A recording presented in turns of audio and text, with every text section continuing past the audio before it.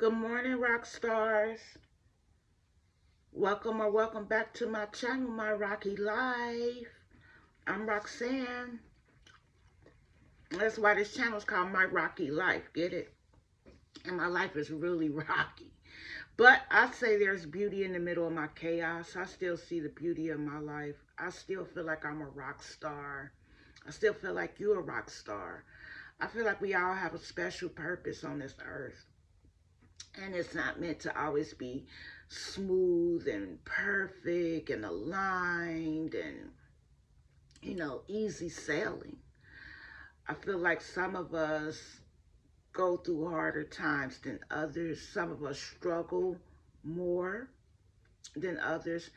But that's just the way it is perceived to me.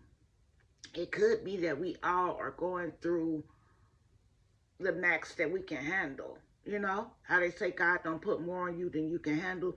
So you may see somebody else that look like they going through less traumatic things than what you going through, and it may look easier. You may compare yourself to them and it seems like they have an easier life, but we don't really know the demons that they wrestle with. We don't really know what's going on in their life, how they taking it. We may be able to handle something better than a situation better than the next person can. You know what I'm saying? Um, like I think of one of the most terrible things that could happen would be the pain and suffering of the death of my mom or one of my children or my grandchildren. And I love my dad too a lot, but just like my mom is really, that would hit me super hard. Like it would hit me hard, my dad, but my mom and my kids and my grandkids. But for somebody else, it might be easier for them to handle. You know what I'm saying? Like one person's mom dying may not be as easy to handle as another person's mom dying. You know what I'm saying? 'Cause we all have our own thresholds and our own limits of what we can tolerate and deal with. And so far, I feel like God has not put on me more than I can handle. But just being addicted to seven tabs and other drugs, like seven tabs is pretty strong. Like this is what I'm addicted to recently. Um, as of now, you never know. Like in the future, I may be introduced to something else because I've done other drugs. I tried coke. I snorted some coke a few times, but it's just not for me. Snorting cocaine. But you see, I play around and I experiment with different drugs. I haven't tried crack because, first of all, I don't know where to get any crack, and I'm just too scared of crack. I am. I'm too scared of the rocks. I don't even know if people still addicted to crack, and I'm afraid to shoot. I would be afraid to shoot up. But if I couldn't get my hands on them seven tabs, this is the scary part. Say that in some parts of our country, the legal drugs that I do are banned. So I always think about what happens if they banned it in my state. I don't know. That's like I said, I depend on God. I feel like God not going to put more on me than I can handle. Because it's just a lot. I'm being stretched. I am being stretched to the max. But I feel like it's not in vain. It can't be in vain. So that's part of the reason why a lot of times I just come do these videos. I started this channel so that my pain, my struggle won't be in vain. Because people might look at me and see me on the outside and think that I got it going on. When I struggle with so many issues, and the seven tabs just helped me deal with deep, dark depression that I had came out of for a while, but it's back. It's back. And I'm not ashamed to say it, and I don't feel hopeless. I don't feel hopeless, but it's back. There was a time when I felt depressed and hopeless, but now I don't feel hopeless. I feel like I can come out of this. I feel like there's a reason for it. And I feel like God is right with me. Like I'm Christian. I'm a prophet. I feel like all this is for the glory of God. And that may sound crazy, but I know that it is. Because of other things that have happened in my life that were traumatic that I came out of, and I was better for it. My whole life changed. I was better for it. But you never know what somebody's going through. I also have chronic fatigue. And my doctor said that is depression. They said they believe that it's depression while I'm chronically fatigued. But it almost feels like a physical thing, which I know that the mental can affect the physical, right? So, yeah, like chronically fatigued. One of my children, it was diagnosed with schizophrenia and also has a lot of things going on with him. And this is my son I love so much. This is my prince.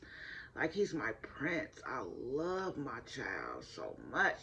Been my baby since he was born. He been my baby. Like, I love him so much. He is my prince. And the things my young adult son has been through is a lot. His pain is my pain.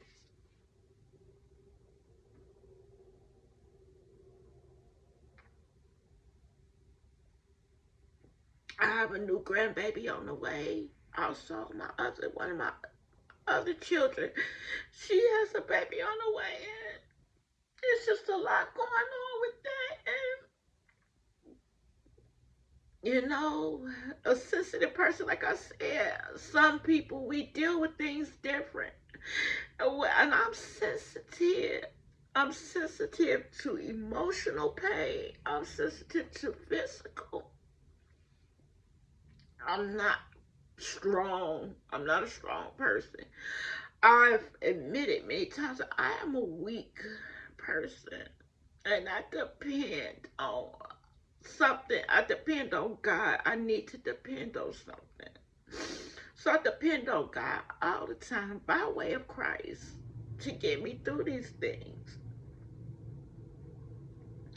And some things are so dark that I can't even talk about it. I don't even want to talk about it, but it's there. And a lot of times it's made me want to just, I just gotta numb it out. And I'm prayed up.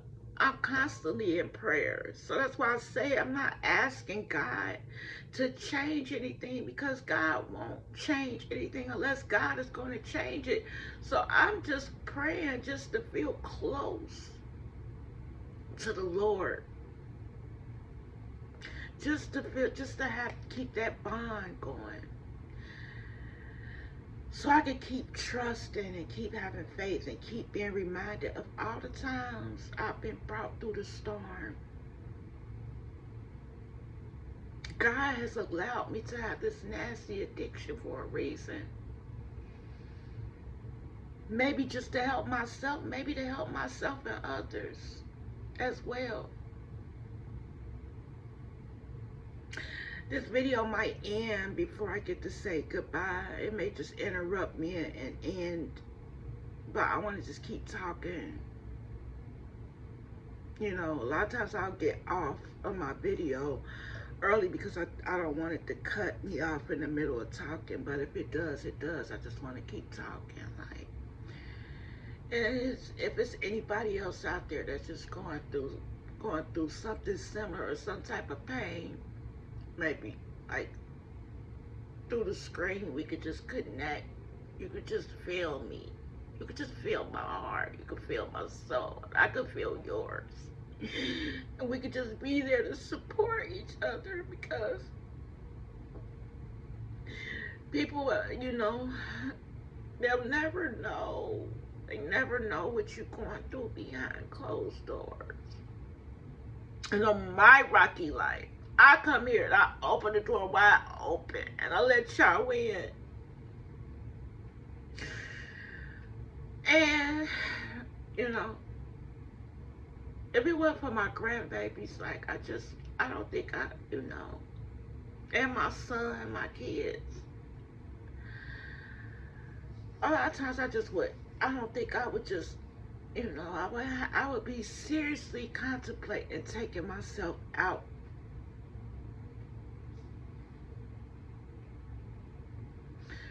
But God put them babies in my life so that I can hang on. So that I can hang on and fulfill my purpose and my destiny and continue to still shine bright. Still shine bright even in the darkness. Nothing can drive out the dark but light, right? My name means light. Roxanne means first light. And that is my birth name. It's my birth name. My middle name is Azalea. It means a flower. Azalea is a flower that can grow in dry dirt. It can grow in dry dirt. And I believe that my name was chosen by God. And I feel like my parents were inspired by God's tongue to give me that name. And I know that I have a great purpose. Like I said, I'm a prophet. My kids done been convinced I'm a prophet. I've been convinced that I'm a prophet because I didn't think that I was at first. I didn't know what it was. But now it's like it's starting to make sense of why I am the way I am since I have been since birth. And you know what? I always tried to be like somebody else because I always felt like who I am is very, very different and peculiar and strange. And I felt like it wasn't good enough because I felt like the best thing was to be like everybody else. But now that I'm older, like it took a long time for me to feel like it's a bad thing, like not a bad thing. So I always felt like it was a bad thing to be different. I'm just now getting to the point at about 49 years old, I started thinking that being proud of who I am, the good and the bad, my quirks, my personality traits, everything about me, even the way I look, like the things I like about myself and the things I don't like about myself. I'm just starting to be proud of everything. Even this addiction. Like, am I proud to have it? Kinda. I don't want to have it, but whatever I do have, I have to be proud because I know that it's a reason. There's a reason for my suffering. It's not in vain. My pain is not in vain. And I'm going to start doing something about it. And I'm going to get in alignment with my purpose and expose myself. Expose these demons. And talk about it. Talk about it. Mental illness is real. I've been suicidal for years. Let's talk about it. And people say the drugs ain't helping. Well, yeah, they do help. They do help. They help me get through each day. What am I supposed to do? Yes, like I said, I'm prayed up. So I get on here and I expose myself and I talk about it. And I have some comments that said I'm helping. I have some comments on my videos that said I am helping somebody. Somebody said I was helping them. That's what they said. So I'm helping somebody. And if you feel that way, I love the encouragement. Keep encouraging me. Keep pouring into me. Keep pouring into me. Keep pouring into my soul. God bless you.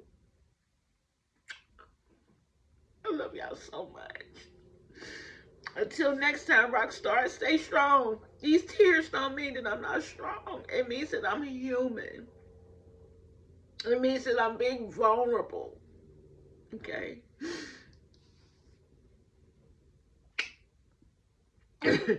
Until we meet again, rock stars. I love y'all. Hurry up and bye.